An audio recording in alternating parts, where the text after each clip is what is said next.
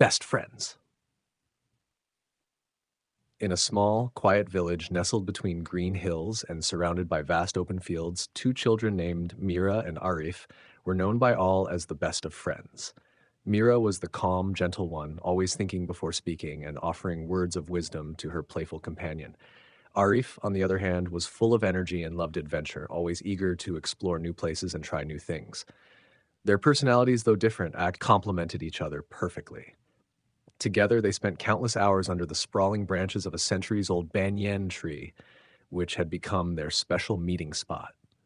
The villagers marveled at their bond. The elders often said that Mira and Arif's friendship was like the roots of the banyan tree, deep, strong, and intertwined in ways that were almost impossible to break. Whether it was the heat of summer or the chill of winter, they could always be found together, talking, laughing, and dreaming about the future. As they grew, their bond only strengthened. It seemed nothing could ever come between them. But as life often does, it threw a challenge their way. One afternoon, while playing near the riverbank, Arif proudly showed Mira a wooden ship his father had carved for him before he passed away. It was Arif's most prized possession, a symbol of his father's love and memory. Mira admired the craftsmanship and handled it with great care, but in an unfortunate accident, the ship slipped from her hands and broke. A piece of the mast snapped off, leaving the ship damaged beyond repair. Arif was devastated. The ship wasn't just a toy to him, it was his last connection to his father. Overcome with anger and sadness, he lashed out at Mira.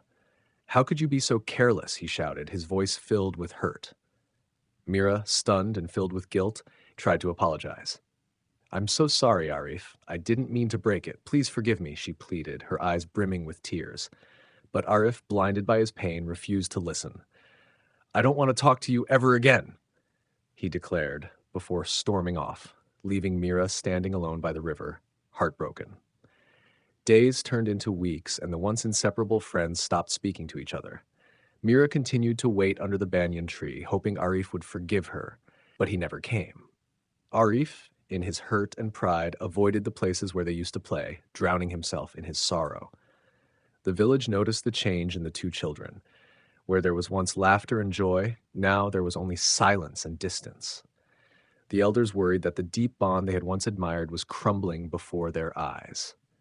One evening, as Arif sat by the river lost in his thoughts, an old man passed by, struggling to carry a large bundle of firewood.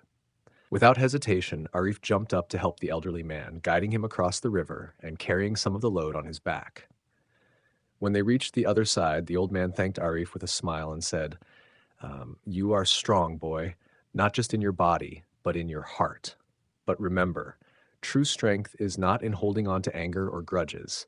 It is in letting go, in forgiving, and in mending what is broken, just like this river flows freely and without resistance." The old man's words struck a chord deep within Arif. He realized how much he had let his pride and anger cloud his judgment. He missed his best friend, and he knew that no toy, not even his father's ship, was worth more than the bond he shared with Mira. That night, Arif couldn't sleep, replaying the old man's words in his head. By morning, he had made a decision. The next day, Arif walked to the banyan tree with a heart full of regret. As he approached, he saw Mira sitting there, drawing patterns in the dirt with a stick. She looked up when she saw him, her expression unreadable. Arif hesitated for a moment, but then he took a deep breath and said, "I'm sorry, Mira. I shouldn't have yelled at you. I shouldn't have stayed angry for so long. I've missed you." His voice was soft but sincere, and Mira could see the honesty in his eyes. For a moment, there was silence. Then Mira smiled, a warm, forgiving smile. "I've missed you too, Arif." "Ursula," she said, "I never meant to hurt you. I would do anything to fix what I broke, but more than that, I don't want to lose you as a friend." With those simple words, the weight of the past few weeks lifted, and they both realized how much they had missed each other. From that day forward, Arif and Mira's friendship was stronger than ever. They had learned a valuable lesson, that true friendship isn't about never making mistakes. It's about understanding, forgiveness, and the willingness to put aside pride for the sake of something much greater. The villagers, once worried, were now filled with joy as they watched the two friends reunite under the banyan tree. Arif and Mira's story became a lesson for the entire village, a reminder that the best friendships are those that can weather storms, grow from mistakes, and emerge stronger than before.